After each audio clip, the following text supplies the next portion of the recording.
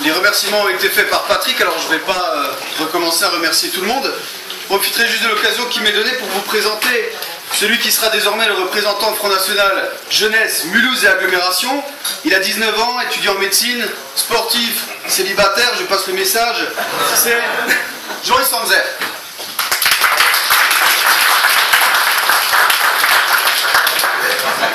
Donc je terminerai brièvement avec ces tirades élogieuses pour saluer et louer une fois de plus, j'adore ça, hein, la qualité du militantisme de notre cher secrétaire départemental FNJ 68, qui a seulement 20 ans et déjà 3 campagnes à son actif.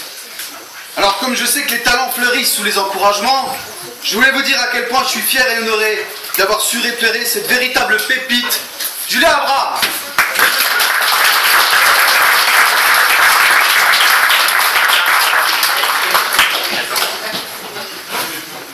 Puisque nous sommes réunis ce soir pour partager le repas de Noël, il me semblait indispensable de vous dire mon attachement pour cette fête.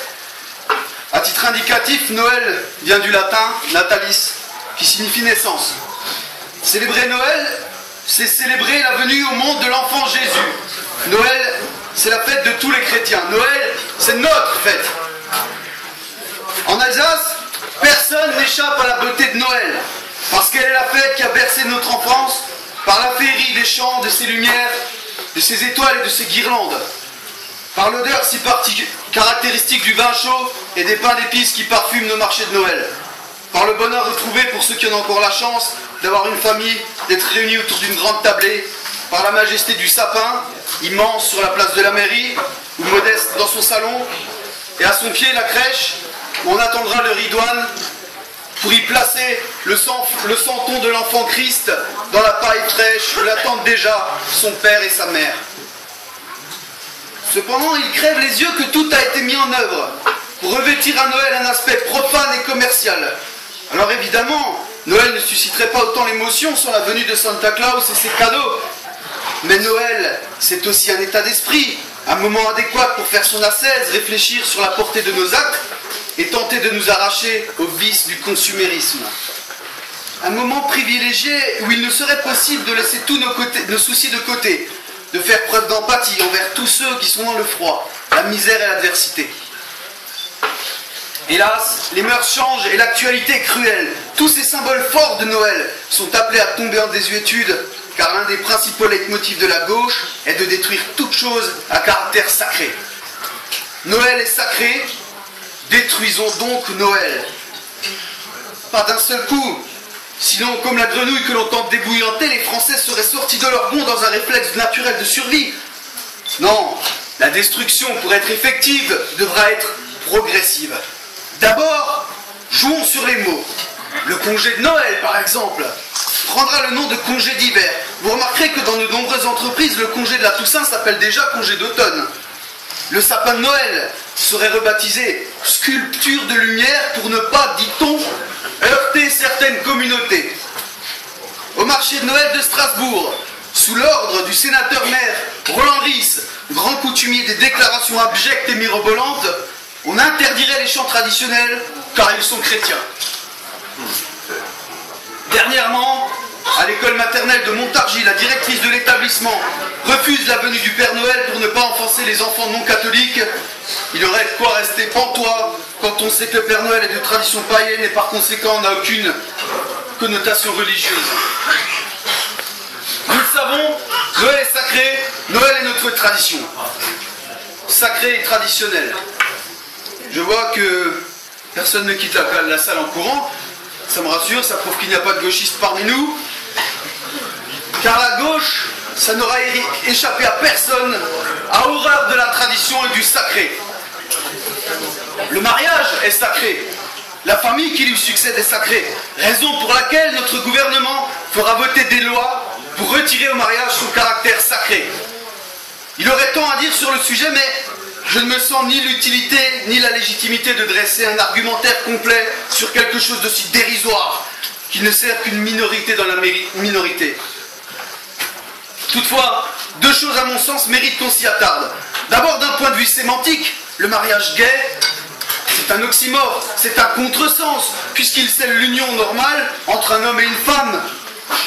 il est aussi la promesse faite par le mari, par la fusion naturelle avec son épouse, de perpétuer la chaîne naturelle de la vie et conséquemment d'assurer la pérennité de la civilisation.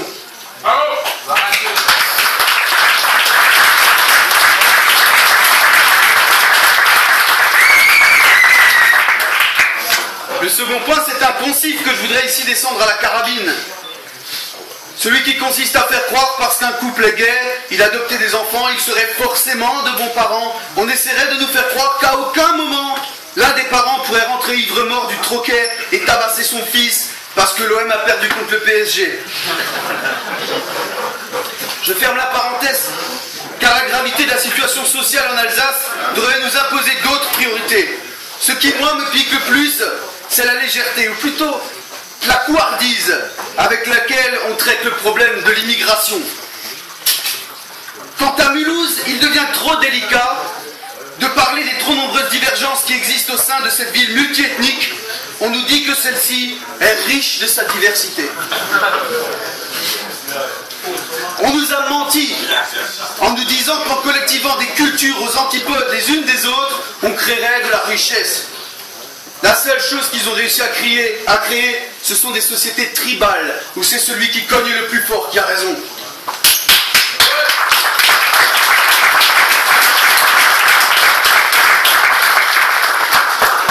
Et l'immigration, elle nous arrive du monde entier. La surpopulation du tiers-monde provoque, en l'absence de toute politique défensive, une véritable substitution de la population.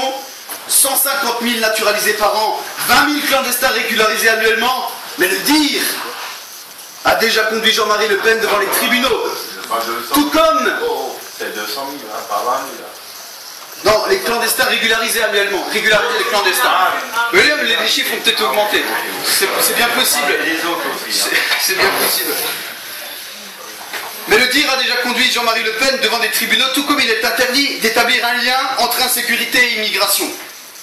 Malgré les évidences, malgré la nature de la population fréquentant les commissariats, les tribunaux et les prisons, alors je le dis sans crainte, puisque dans ce monde de mensonges généralisés, seule la vérité est libératrice. À Mulhouse, l'immigration massive et incontrôlée est directement responsable de l'insécurité endémique qui gangrène la qualité de vie de nos concitoyens.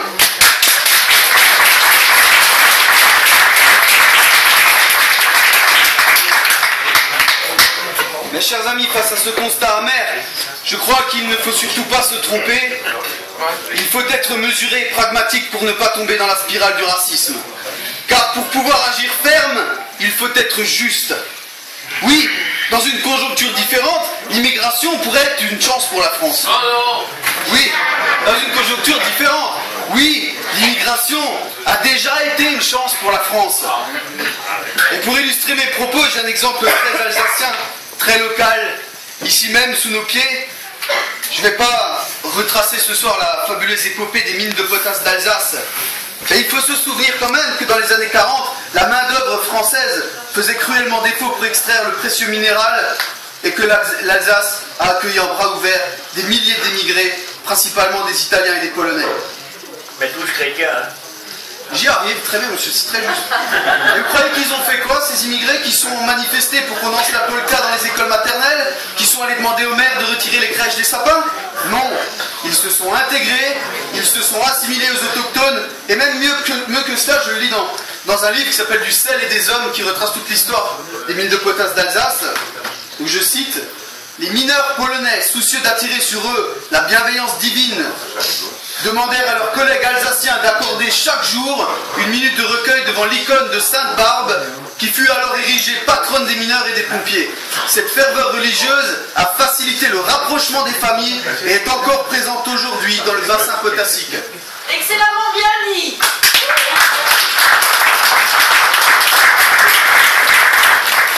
Formidable exemple d'intégration.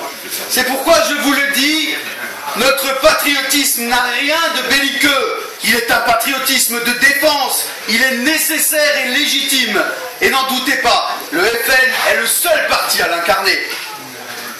Ne vous laissez plus duper par l'UMP, même si aux dernières législatives, 63% des Alsaciens ont voté pour eux. Il est encore temps d'ouvrir les yeux. Mais regardez-les! Leurs tribulations actuelles sont plus efficaces pour les zygomatiques qu'un abonnement à la chaîne Comédie. Ils sont en slip, ils n'ont plus rien à nous proposer. L'Alsace n'en a plus besoin. Patriotes d'Alsace et de toute la France, le temps est venu de nous rassembler autour du projet de Marine Le Pen pour devenir la vraie opposition à cette gauche excrémentielle qui aime tant les pauvres qu'elle en fabrique, qui soutient les classes moyennes de la même manière que la corde soutient le pendu.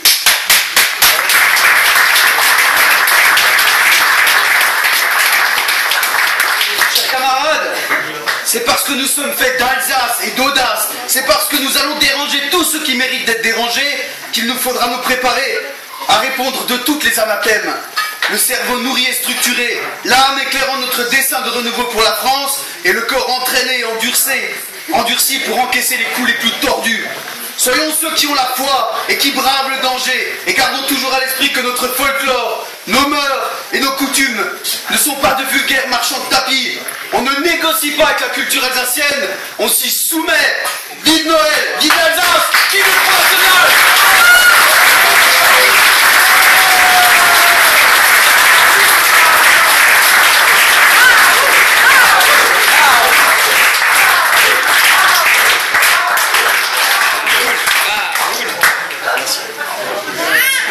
Raoul, t'es une machine, hein? T'es une machine. Toi aussi, Julien.